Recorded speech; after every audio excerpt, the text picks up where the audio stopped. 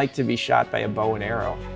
You think about this? Like you've thought about I just thought about it just now. Have you ever thought of... And I went in and I gave a lesson on the Great Gatsby, and everybody's introducing themselves. 6 or 7 of the 11 people say they love literature. It's not something you hear. What song would you choose? Well, I entered this school. Or like when you were, like the theme song of your presence, you know? Just you. He called me at home and he said, "How would you like a job?" And then he hired me at my at my old high school. So it was, I was taking on a question and I was struggling with it a little bit, and he saw somebody across the table just go like, make a negative note, and he said, "Oh, Tom, Joe's already got the job. Welcome, GZAAT, to our second episode of the AAT Podcast. Today we have a very exciting guest. It is our school's new candidate, one of the school's candidate for directors. So, Mr. Joseph Campana, would you like to introduce yourself to the audience before we start with the questions and the talk? Yeah, absolutely. Hello, I'm Mr. Joseph Campana. I'm excited to be here today. I'm looking forward to a 40-minute discussion or so. And I would also just say I've been very, very happy these past 4 days. I feel very lucky just to have this opportunity. So, and thanks for the opportunity to speak with you guys in this forum. Yeah, I think it is very important for the school to, the entirety of the student body to get to know you. As everyone's been asking around, you're like the most talked about person right now in the school, I think. Everyone's excited about what changes may come next year. So this is a very important time of our school's history, and you're a very important person in that history. So, let's start with some icebreakers. Okay. And to get to then know we you can move on to more serious discussions. Sounds good. Now, the first question, which probably everyone would ask, is what are your hobbies? What do you do? What I do after work, I walk my dog. I have a very, very old dog that's been part of the family now. She's 14. So she needs 3 walks a day. So I spend a lot of, that's not work, that's care that I love. I read books.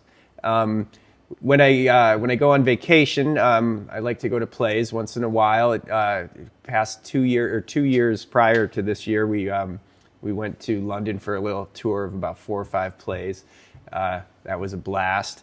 And in my large free time, every vacation, I really, really enjoy going home to see my family. I have 4 siblings. They're all older than me, and I like spending time with people that I've known for so long and who I know aren't going to be here forever. And you're from Buffalo, New York, I'm right? from Buffalo, New York, yeah. All right. Well, it's pretty interesting. We have pretty good plays here too.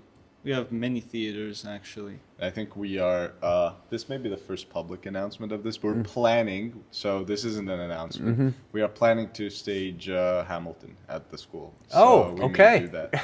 But there are legal troubles, so we may not do that in that case. But okay, again, well, good it's luck. Something that's been talked about throughout the student body. All right. Well, if you'll be here, we'd love to have you as a viewer in the audience. I would love to come. All right. Well, what are your favorite movies? Really icebreakers. Okay.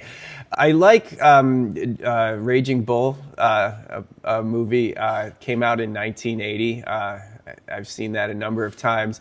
I love Do the Right Thing by Spike Lee. I try to remember, when I remember movies, I try not just to remember how much I like the movie itself, but how much I remember the experience of actually being in the movie theater when it happened. And Do the Right Thing has the absolute, it hit me with more force than I think any movie I've ever seen. A fun movie, it's not really fun because what happens in it's very gruesome, but I also have a very distinct memory of the day I saw a movie called The Usual Suspects. Have you seen the movie? Yeah, I have. Because so far Yeah. I've not seen any of the movies. Okay. Well, I've heard of Raging Bull. Yeah, Raging Bull is great. You should watch The Usual I'm Suspects. going to watch all of these There's a character in it named Kaiser Soze. You won't forget that. You won't forget that I'll name. take your word for it. And then I took a film analysis class when I was in college, and I remember this movie by Woody Allen called Manhattan had I remember this was my first Woody Allen movie I saw, and it was kind of delightful. So I'm going to can I have a fifth? Because we saw two yeah, Woody. definitely. We can go off the list. No, we won't go. When we were in the class, it was I'm the just only. hoping you're going to say a movie I know and have seen. Okay, sorry. When we were in the class, this was the way that the teacher taught it was like these great movies, one per director. But for Woody Allen, he showed these two because he wanted us to write a certain sort of paper. So I also loved Crimes and Misdemeanors, which is also, if you're studying tragedy and you're studying a story that not only has a tragic element but has a commentary on what tragedy is, Crimes and Misdemeanors is a great movie because it's literally about big crimes and small crimes. So there's five. What's your reflection on the movies? You've seen Well, at least one, right? I've seen one of them, and I've heard of another. I've heard very great reception on Raging Bull, so I have it in my watch list, but I haven't really found the time to watch it. And I think I'd also tell our producer to watch a few of these movies since he wants to become a cinematographer in the future. All right. So- I'm going to tell him to watch all five of them. Okay. So will I. Had I named some Quentin Tarantino movies, would you have seen those? I would have seen all of them. I love Okay. Quentin Tarantino, All right. but you don't like him? No, I love them. I've seen them all too. Yeah.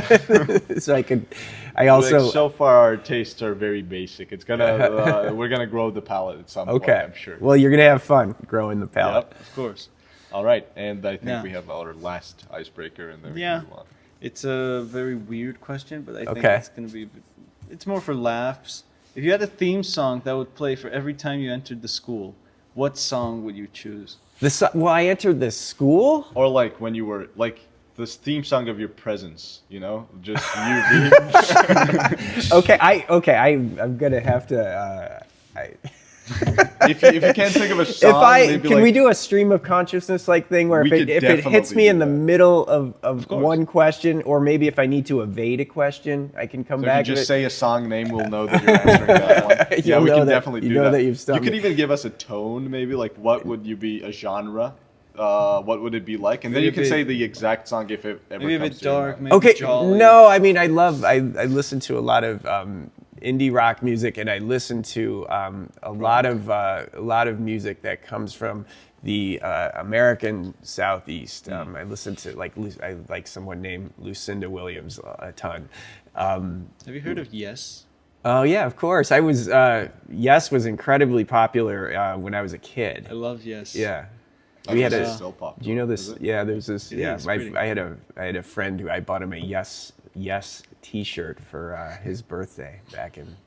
I have a T-shirt that says "Yes." Is that of the band or? Is Well, the I band don't has think so. this logo. It's pretty Yes, and then curvy. it has a. It looks because like I bought it in a store that sold like vinyls and like music. Oh, it's in gonna New probably York. be Yes then. So- Yeah, it could be. Yeah. So they Wow. have this logo where it looks like the band's name is spelled YESS because there's a S. The second S looks like a road. Well, that's not how it kind looks. of going up It's, here. the Y is a bit curvy and it just goes on to the Yes. So Yeah. Yeah. All right, I'll show him the T-shirt. He's gonna tell me if Okay. it is it or not. Sounds good. All right. So I think now that we've broken the ice, Nice. and I think the ice was broken when you got here, so Okay. we can just move on to more of a serious discussion. Okay. Well, More questions Yeah. about your background now. Mm-hmm. As we know, you were principal, a high school Yeah, principal I in am. Beirut. Yeah. Yeah. and you've been a teacher for a long. I've been a teacher for a large long part of your time, yeah. Life. So, if you would just walk us through your experience in education and how that has kind of gradually progressed you towards the position that you're seeking here. Okay, I'll try to give you. I'll try to make it fast because it's not particularly short. But Fifth grade, and same woman, Jean Zettel, fifth grade and seventh grade English teacher, was the person who really, really got me excited about reading books. And then when I was in high school, I had another English teacher who kind of really gave my life direction. His name was Jack Kenny. He died a couple of years ago. But if you went to my old high school and you asked hundreds and hundreds of graduates who their favorite teacher was, they would mention Jack. I mean, without a second's pause, he was that transformative That's figure. a very good legacy too. Yeah, and it was something when I started teaching, I didn't teach anything like him. He had a distinct style of teaching, but I wanted to have, and I wanted to make sure I wanted to do this for the right reason, but I wanted to have the impact on kids that he did. There's also a thing you got to be careful of, because there's an ego that you can have where you just want to be, you want your ego fed because you want people to tell you you're an amazing teacher. I did want to, that's fun, but I did, he came into my life at a time where I desperately needed help, and he, without being invasive or anything, he just was there for me. And then when I went to college, he taught also at the college that I attended, and I got an incredible compliment from him when I was in year 3. He called me up and he needed to travel for a week, and I was an undergraduate student, and he asked me to teach his university English class for the week. So that was your first teaching experience, like a serious one? Yeah, it was amazing. And it wasn't even, it was like, year 3 level students.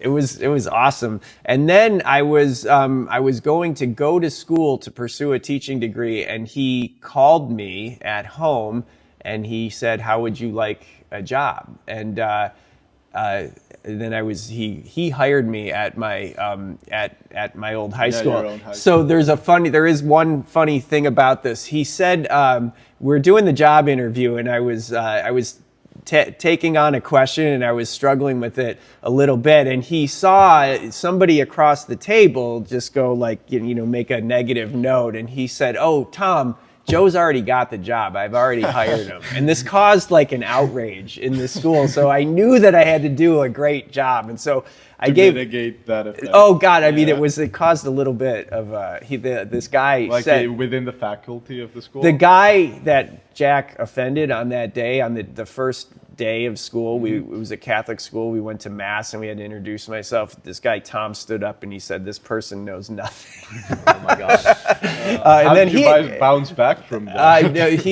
They got mad at him for saying that, and he and I actually became, quite good friends. He actually provided the most support for me when I was teaching. I think because he knew I knew nothing. I remember thinking, this guy's really onto something.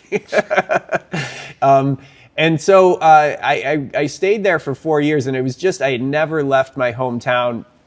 So I wanted to go, I wanted to leave town for college, and I couldn't. So I got into international teaching. I went to Brazil, and that was, my high school was an incredible high school. And the school in Brazil was also just a fantastic school.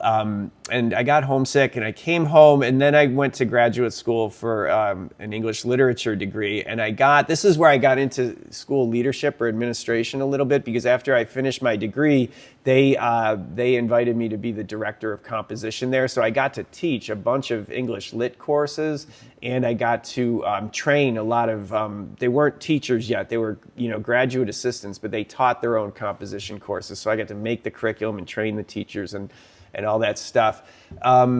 And then I got into educational publishing and was writing. I was an editor, and I was in charge of a bunch of editors. And I really liked, this is where I kind of developed some administrative skills and some oversight skills and bureaucratic skills, whatever you want to call them. And I liked being on deadlines, and I kind of like the excitement of it. Being on deadlines? Well, there is an adrenaline rush that comes with it. It's undeniable. And then I went to get an administrative degree, and then that's what I've been doing for the past 10 plus years. I first did a short stint in Cairo as a principal, and then I came to Beirut, and I established a really close tie with Lebanon. I do still very much love it there. It's been a great experience. Could you tell us of particular experience that you remember like most from your time teaching or being an administrator in an administrative position abroad? Like a certain experience that you can recall and would be interesting to share? Yeah, I mean, there's a couple that come to mind immediately. So there's two general things. There've been two occasions when I've been in, these were grade 9 classes. One was in India and one was in Beirut, where I was sitting in the presence of these grade 9 students, and I knew that these two separate classes, but these were two special collections of just intellectually rich students. So these two classes come to mind almost immediately when people say, what was the best, class or group of kids that you ever taught? It was this, grade 9 in India. And then my first year, that would have been in like 2010. And then fall of 2017, I can still remember my first day with this one particular group of kids. Another thing that was really fun about teaching English overseas, when I was in Brazil, these kids were really, really into like finding symbols in stories. These literary symbols. There's a quote from a writer I like. He said, symbols are like kids. They're really easy to have, but they're hard to manage. So this girl, Jamie Olsen, her name was. I said, I'm getting sick of you guys finding all these symbols in here. So I appointed her as a symbol cop. Okay. And every time a kid mentioned a symbol, we had to pass it by Jamie to say if it was legit. So an innate bureaucracy was established. It was just starting as a school leader. So symbol management. Symbol management, yes. That's nice. You got to watch out for your symbols. All right. So especially if you're a percussionist. Well, we have we're in Georgia, and it's a little bit of a different situation from the countries you've been to. Mm-hmm. But you've been to Georgia before, like not professionally, like just as a trip, right? Mm-hmm. So what could you share about Georgia that you have experienced that you like? Just anything that you know about Georgia, like any base of knowledge that you've accumulated by being here, by researching. It has a kind of romantic quality to it, and then when you first encounter Tbilisi, whatever vision you have of it's like, wow, this is awesome. It's the city, the infrastructure of the city is significantly bigger than Beirut.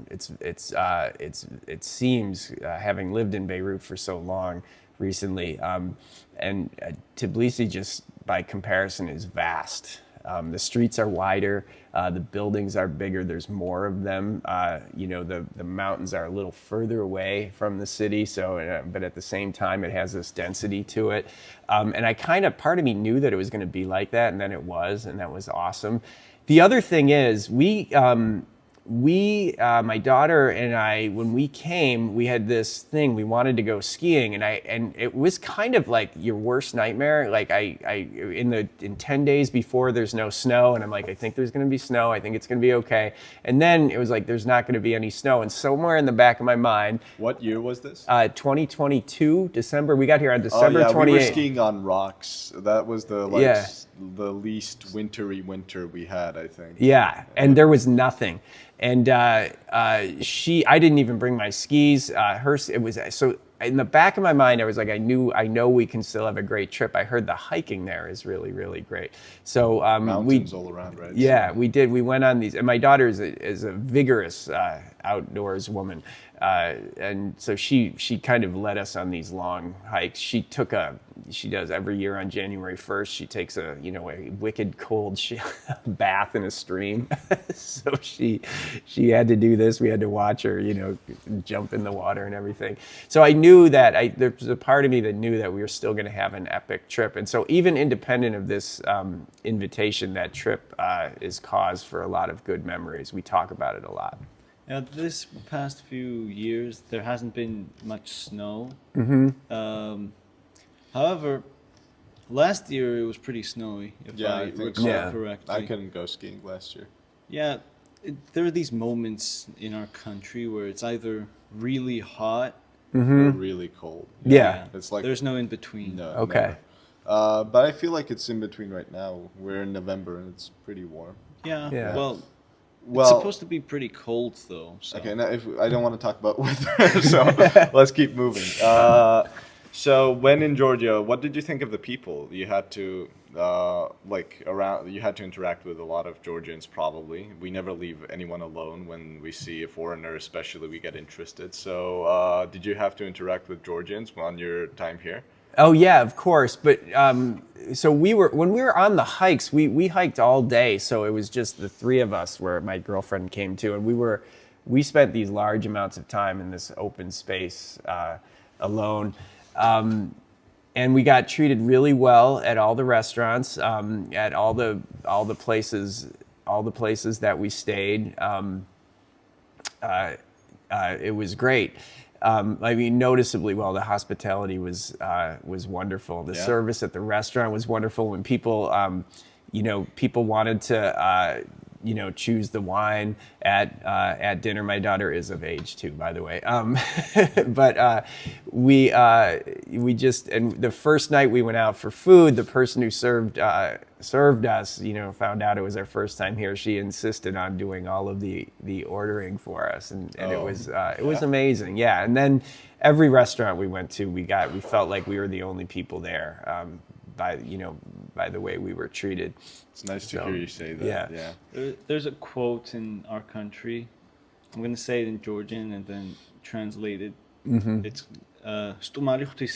which means a guest is a gift from God. Or a guest is divine. Yeah. Okay. I hope that we're still adhering to that as a country. And if you felt that in 2023, and if you still feel that now, I do.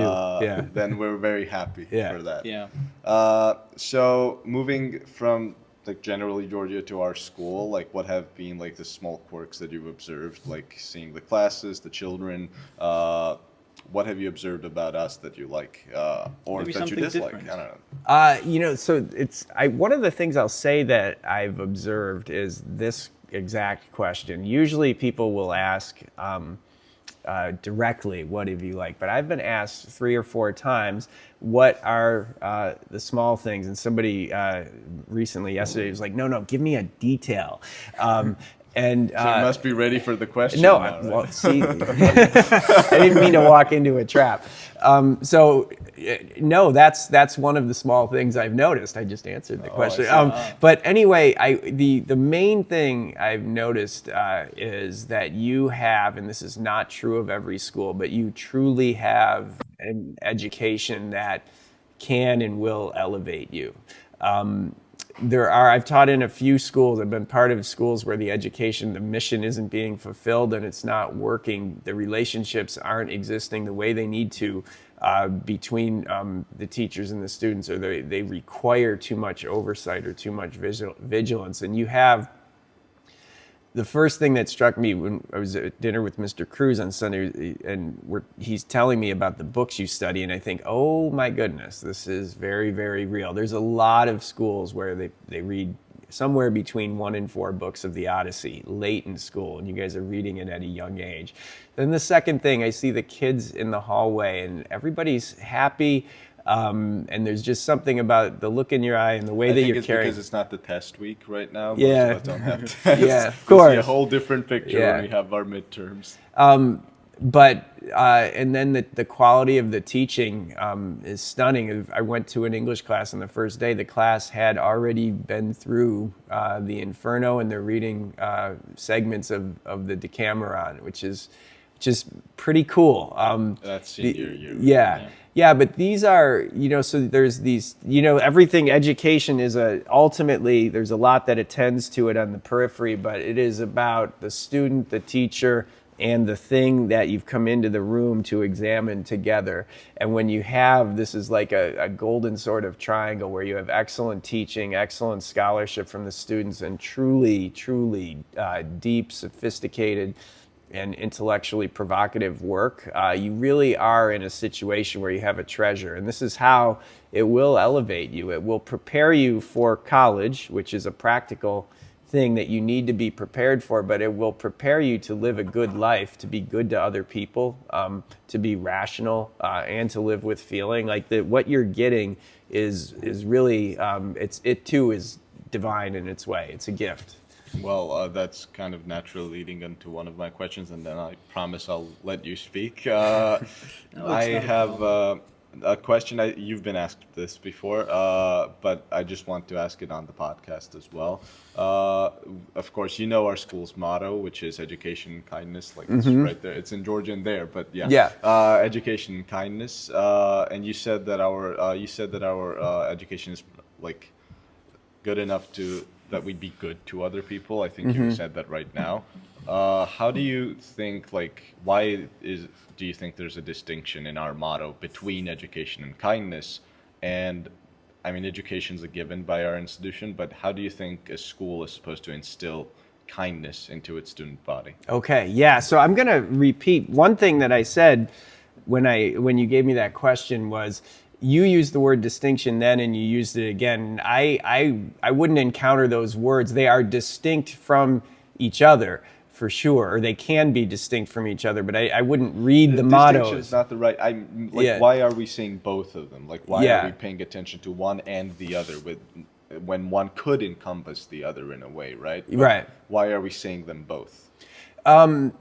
So if you come from a Christian tradition, you might get a list of 7 deadly sins, pride, wrath, but there's another sets of you could call them sins. They come from a different tradition, but they're listed as one thing and another thing, and they're both inherently they denote virtues, but they complement each other. So one of the sins, as these things are listed, is something like along the lines of like knowledge without compassion.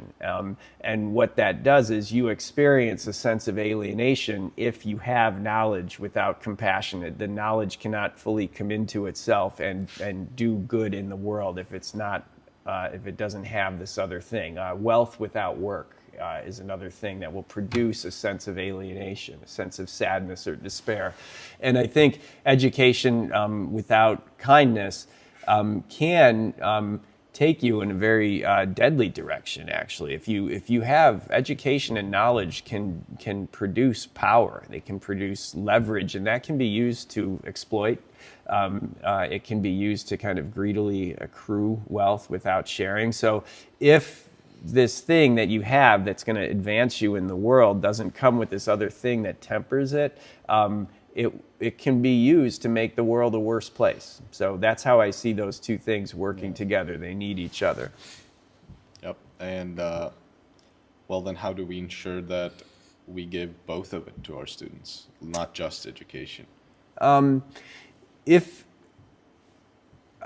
That's a good question. I want to talk about education for a second, because you can get into a lot of conversations where you say that education happens outside the classroom, or there's any number of things where an education happens. I've heard people say the stuff that happens in the classroom that's not even what matters with an education. So I don't agree with that in any way. So for a second, let's just talk about your education as your book study.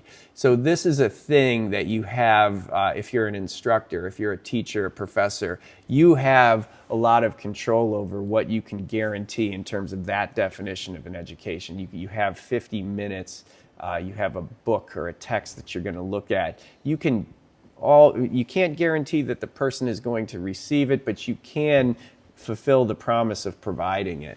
And you can be pretty precise in how you're going to do it. You can plan it out. Guaranteeing that people are going to receive and benefit from kindness is not such a technical act. It's something that has to be present in the school, and it's something that you can write a syllabus and to a certain extent guarantee a certain type of education. But the kindness that you can guarantee and promise on, these are things that come together not through things that are encoded, but they're customs, they're mores, they're ways of dealing with each other. These are more promises that you make to each other and promises that you fulfill. There's a sense of decency that a teacher needs to model to students, and it's a decency of interaction that they need to require of students. But most of it goes unsupervised. You guys have to be decent to each other in the cafeteria. If you're playing football, you have to be decent to each other. When somebody's suffering, you have to offer solace. And these are things that it's not like take a piece of paper out, you're going to write, and that's going to show, you're going to demonstrate your education. These are things that just have to happen second nature. So it's a much harder thing to guarantee, but you do it by modeling it and requiring it of people, stepping in to correct gently, but with conviction and with some sense of being firm.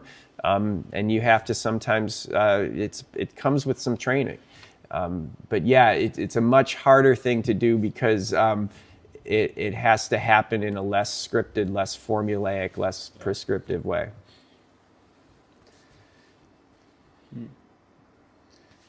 What are some things that really stood out to you in this school, like in particular?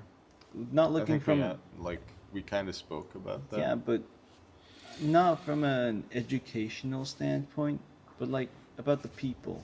Yes, they're hospitable, but like. Well, I'm going to say one thing that's a little adjacent to that, and then I'll try to get directly to the question. But one of the things that was the most striking was when I was speaking with Mr. Cruz on Sunday night, and he was telling me about the history of the school, and he said that when the school was started, they sent a significant cohort before the schools even opened. They sent a significant cohort to Exeter and to the Boston area to literally study and train in the Harkness method, and then help these people enroll in schools and funding their study. And what I thought immediately was, this is an incredible amount of seriousness of purpose. There are people, when they do things, they kind of half-step it, and then there are people and organizations, when they do things, they throw all their chips in and they are committed to it. So that was one of the first things that struck me. And the way that you guys are doing the Harkness method is real. We look into how other schools are doing this a fair amount, and we ourselves are finding challenges, bringing it to fruition. And our school, for example, sends relatively small groups of people there, 2 or 3 a year, and so we get a much less thorough dose of this. So there's this seriousness of purpose was immediately striking. And then among the students, there's this sense, there's a lot of schools where people will report a sense of nonstop anxiety. Sometimes it rises to the level of despair. And you guys are doing an incredible amount of work, so it's very striking that when you go into a room and it's pretty clear that people have done the reading. Either that or you're expert at making it look like you've done the reading. And I went in and I gave a lesson on the Great Gatsby, and everybody's introducing themselves. 6 or 7 of the 11 people say they love literature. That's not something you hear. What you read a lot about is how the humanities are withering away. They're becoming less and less significant. And here, not just the fact that you have all these great books on the syllabus, but the way that the students are engaging with the books is noticeable. That's nice to hear. I want to talk go further go further into that. You said that when we kind of put our chips all in. Mm-hmm. That's kind of the another motto of our school. Most of the things we do take a lot of risks sometimes, mm-hmm. And we have taken big risks on big projects. I think you were talking about the MUN before mm-hmm. we started to record, and I think we can briefly touch upon that. Of course. Because that's one of the examples, in my opinion, of our school fully getting behind a project that mm-hmm. is fully student run. There were teachers did moderate, our club's founder teachers, but that moderation was very minimal. Everything mm-hmm. was left up to us. Even the financial parts were left up to us. Mm-hmm. So how do you think a school, to what degree do you think a school should trust its student body into making, in a way, executive decisions for some projects that involve the school's budget? Well, I think the whole ball game in a school with every constituency is about trust. And then I would add to that, you can and will and should trust the student body to the extent that they've earned it. There's a difference though when you're working with adults and when you're working with students. Adults who are working with students need to extend the trust first. They need to extend extra amounts of grace with the trust and extra amounts of chances. And it is a fact of life that as you grow older, you never run out of extra chances in life. It's very rare that you'll never get another chance with people. But one of the things when you're working with adults, you are not necessarily teaching trust as you're extending trust. But when you work as an educator, when you work with a student, you are extending trust, but you are also teaching trust. And if you are encouraging students to take a risk, sometimes an educator will feel a great sense of risk themselves by extending the trust. So it's a good way to model what you're trying to develop in the students. So there were adults, when they entrust you with a budget and entrust you with a project, they're trusting you that you'll manage the money well. They're trusting you that you won't bicker with each other and somehow destroy the event. They're also trusting you that you will manage your own studies and not compromise your relationships with the teachers. And I don't think kids necessarily understand how big of a trust that is. You can be at schools where the athletes do not honor their educational commitments, and sometimes you can be at schools where they're actually given tacit and sometimes explicit messages like that's okay. So if they disregard if they don't do their homework, for example, things are going to be fine. So what I would say is there's another level of trust that adults put in you, which is that you will still honor your commitments to your everyday routines and your classes.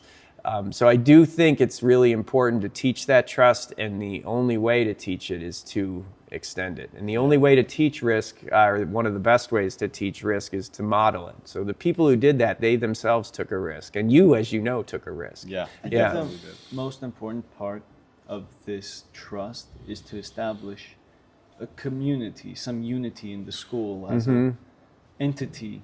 In and of itself, right? Yeah. Make the school more of a family rather than an institution.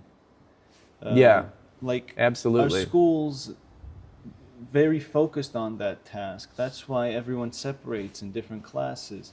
It's very different. That doesn't happen in many schools in our country. And we have these assemblies every 1 or 2 weeks where we all gather and I think we're going to have one this week. Will we? I'm not sure. I don't think so. No, it's we're not Thursday. I heard tell of one on Monday. Will you be attending it? I won't. I'm leaving, sadly. I'm leaving tomorrow. Oh, that's too bad. Well, we got this interview, so that's very good. Well, then a natural question comes from your statement, I think. If you were to become a principal here, you would be coming into an environment that's going to meet you very unified already. I think you've observed that. How do you think you can kind of unify with us? And like, since you'll be that would mean you would be in a position of charge. Integrate.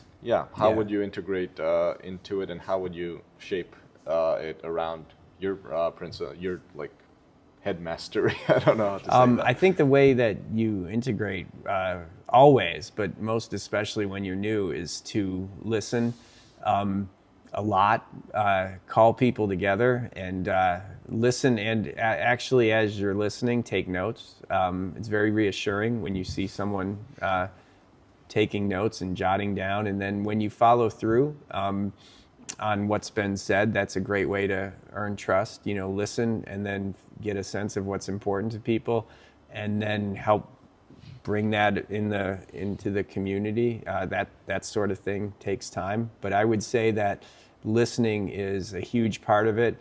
In a school setting, attending things is a huge part of it. At our school, we athletics are a huge part of our school. Our kids, they love football and volleyball, basketball. Is there anything you would like to bring into it? Because our school has a sports committee. They are working very well, and I think we have a game today as well.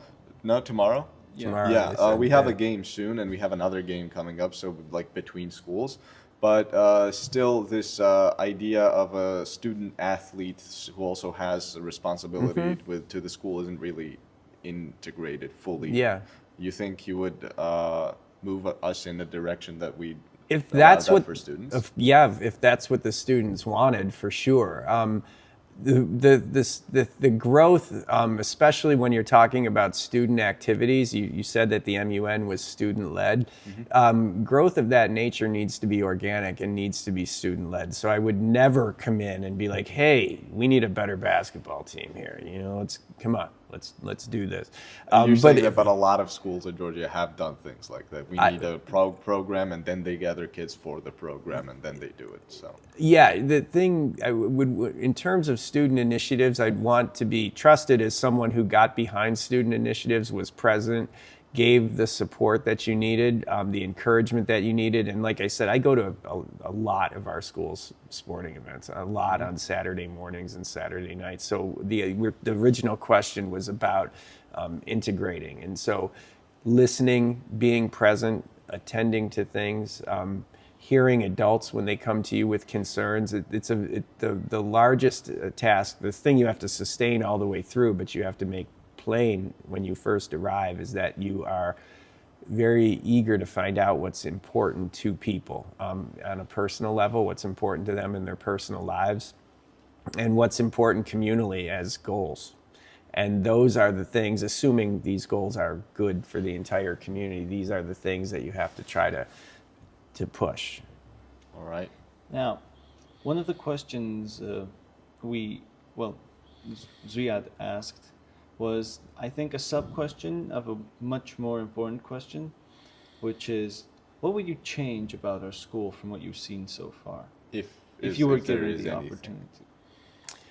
I'm going to answer it just about, try not to repeat myself, but I'll answer it in largely the same way.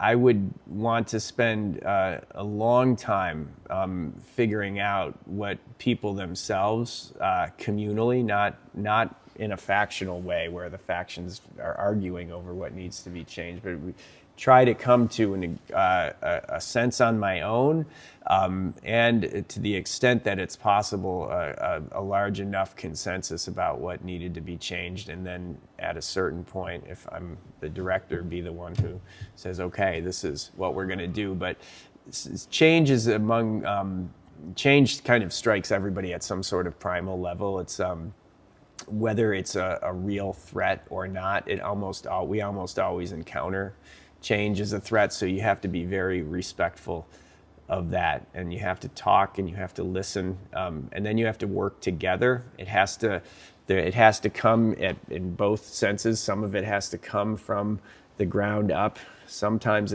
parts of it have to come from the top down, and then there has to be some trust that there's a person out there who's going to, kind of be, this is where the buck stops. They're going to take responsibility if things don't go well. And I think that's also a leader's job, especially when you're leading a change. But I couldn't name, I think it would be irresponsible. We can't ask that, right? Because it's been a week. Yeah, and it would be irresponsible to say. Yep. We have, in some of our assemblies, we have these type of debates on certain topics. We bring in a topic and we ask the whole school. Yeah, formal debates. Mm-hmm. We have New England style debates. Announce a resolution, and then the entirety of the student body is allowed to stand up and speak for or against, and finally we That's do an a excellent. vote. Sometimes I've often said I've never had a good idea, but I've stolen a lot of them. So I think that's how it works in humanity. Yeah. I think I might steal that one. So how do these work? You just put we just for example, our assembly group did it once. Or I'll bring the example of the first one because that was the best one. We have this ceremony at the end of the school year where teachers name their favorite students, like best student out of their classes, and give them books. We kind of canceled it for a year, and then Mr. Cruz did the formal debate. He was like, we have a resolution that this year the best student award should come back at the closing ceremony. Now, please raise your hands, and volunteers would bring the microphone to the people who raised their hands. Please state your name, state whether you are for or against the resolution, and then like talk about it, give your point or argument. And we did that for like at least 10, 12 people who had their hands raised. Once the time ran out, Mr. Cruz was like, all right, let's have a motion to go to a voting procedure. Someone seconded it, and then we said, everyone for the resolution say aye, everyone against say nay, and by like whoever's said the loudest. Not the loudest, the most, because it's observable, I think, wins. And then we pass the resolution. Or we pass it as a recommendation to the administration. So, And this is popular, I take it. We did this 3 times, I think, over the course of over 2 years. Success. Yeah. Oh, with varying success. No. The first one was very popular, and it resulted in us getting our ceremony back. That's what I said in varying success. Yes, some of them were just recommendations, and Okay. came to pass. But it's important that they get this input from us, I think. Okay, Yeah. I love this. I love this idea. Students' voice be heard Yeah. is very important. I think we're running short on time, so we got to move to Blitz slowly. Yeah. Okay. So Blitz is a thing we do at the end of the podcast. I say we do very confidently. We've only done this thing twice, but let's do this. So we're gonna ask you 5 questions, and you can like respond to the first thing that'll come to your mind. I'll ask the first one, second one, third, fourth, fifth, and we're done. So are you ready? Yes. All right. Favorite childhood snack? Fritos. All right. What most used phrase as a principal?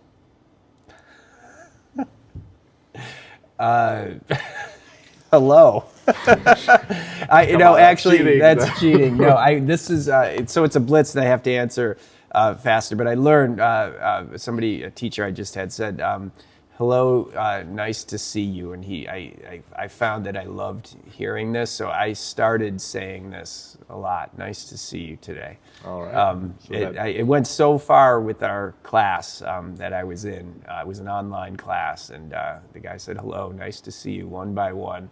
And I thought, hello is not good enough. Nice to see you is just lovely to hear. Person's first name, hello.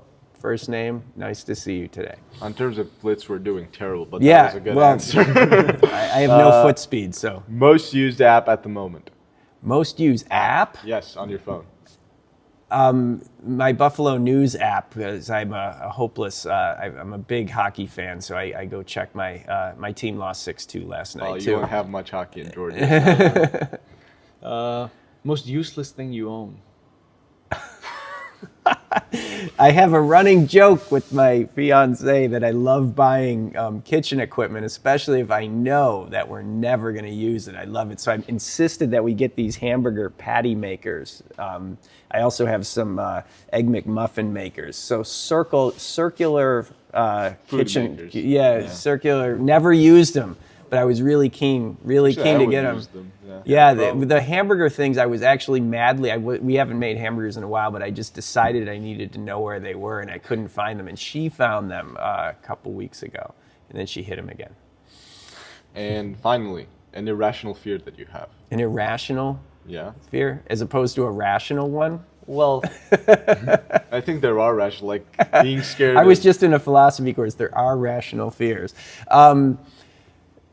An irrational fear, I can't think of, all of my fears are irrational. I wouldn't like to be shot by a bow and arrow.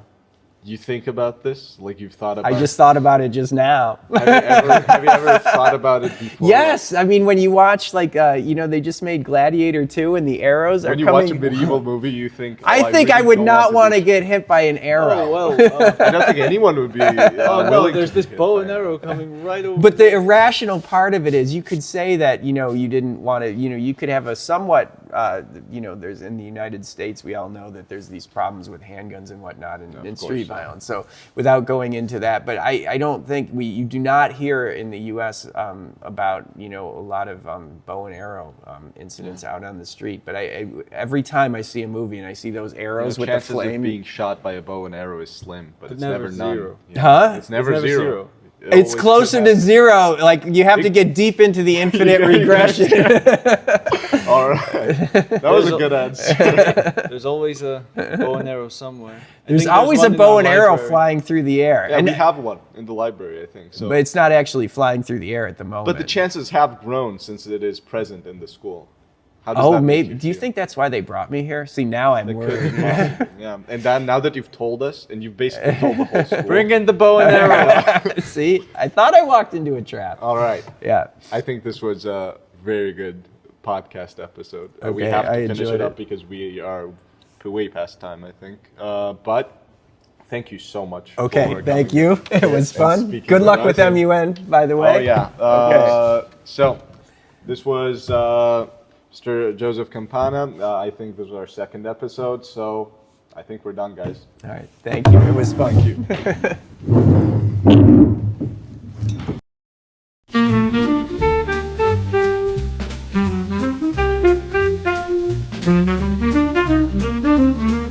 you.